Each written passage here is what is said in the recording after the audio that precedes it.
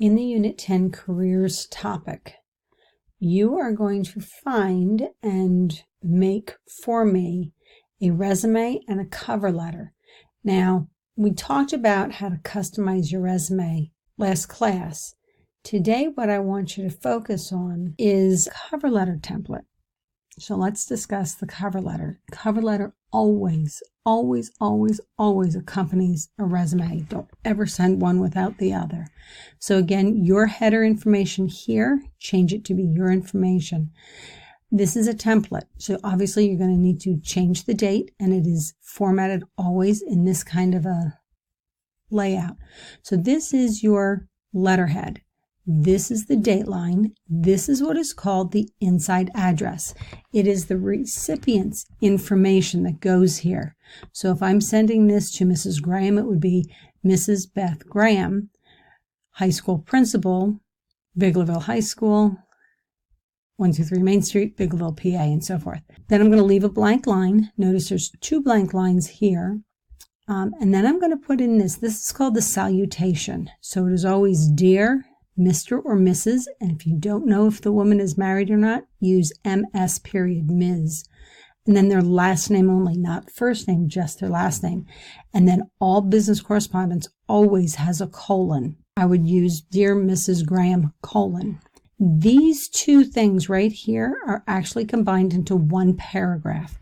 But what I'm trying to say here is the very first sentence of your very first paragraph is literally to say, I am writing this letter in response to your job posting on monster.com for a, and you list in whatever position, which appeared on, and give the day of the week, the month, the day number, and then the year.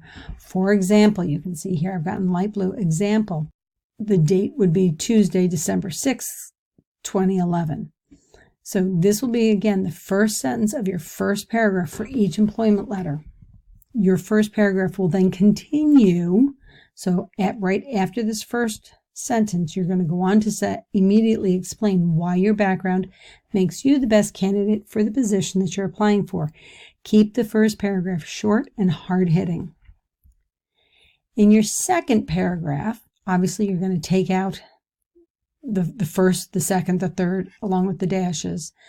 In your second paragraph, you're going to detail what you can contribute to that company. Show how your qualifications will benefit the firm. Remember to keep this letter short. Few employers will read a cover letter over 1 page long. This is where you show them your value to them, because as they're looking at your cover letter, they're thinking, well, what's in it for me? What can you do for me? So you need to detail what and how you can help the company. Anytime you can use numbers, do it.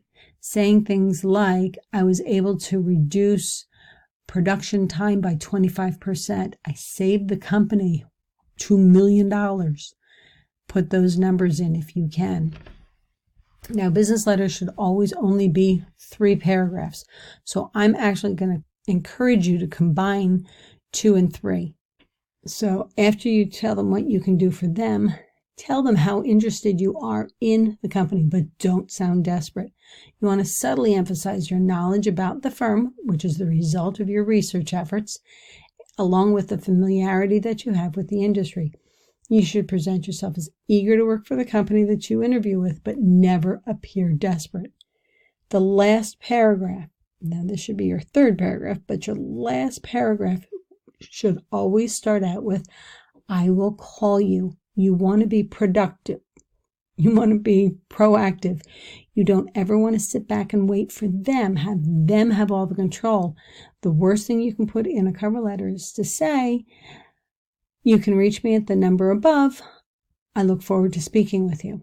Because now the action is all in their court and you have nothing to do but sit there and twiddle your thumbs. If, on the other hand, you say, I will call you the week of November 18th, that first of all gives you 5 days to call them, and it doesn't pin you down to if you put in the letter that you would call Monday, November 18th at 9 a.m. and you don't call at 9 a.m. for some weird reason, then they're going to consider you a flake, somebody who doesn't live up to their word or things like that. So always give yourself 5 days, like the week of, and then state that Monday's date. So you would start out, say, I will call you the week of Monday, November 18th to discuss any questions that you might have and to set up a mutually agreeable time that we can meet in person to discuss my qualifications and the needs of your company, or something along those lines. Okay, you're going to specifically request an interview. It says to include your phone number and the hours that you can be reached. However, again, I'm going to strongly encourage you to mention that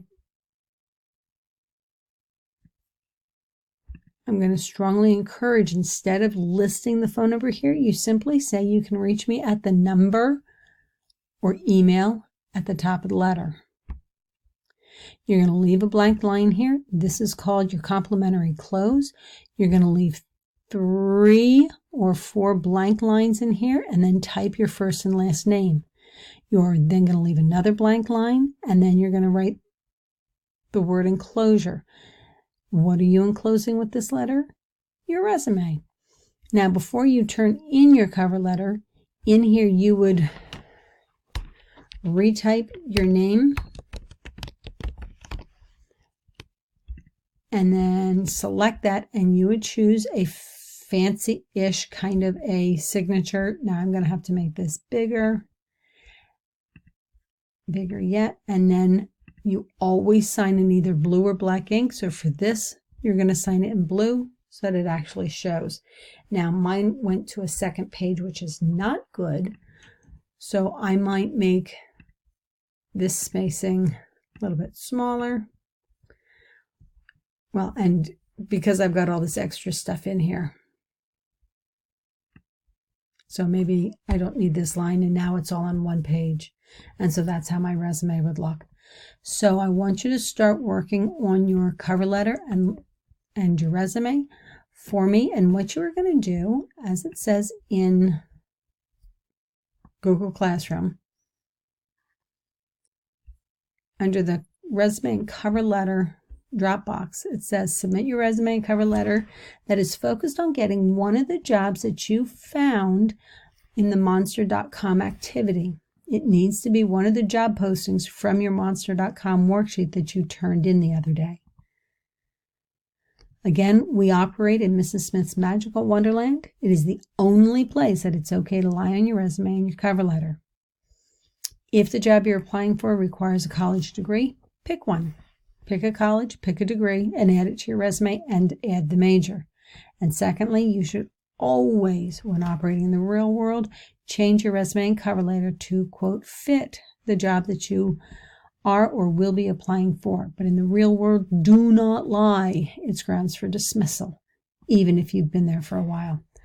So I want you to work on your cover letter and resume and gear it towards that one of the 3 monster.com jobs that you found in the last class period. If you have any questions, you can send me an email, or I will just see you tomorrow.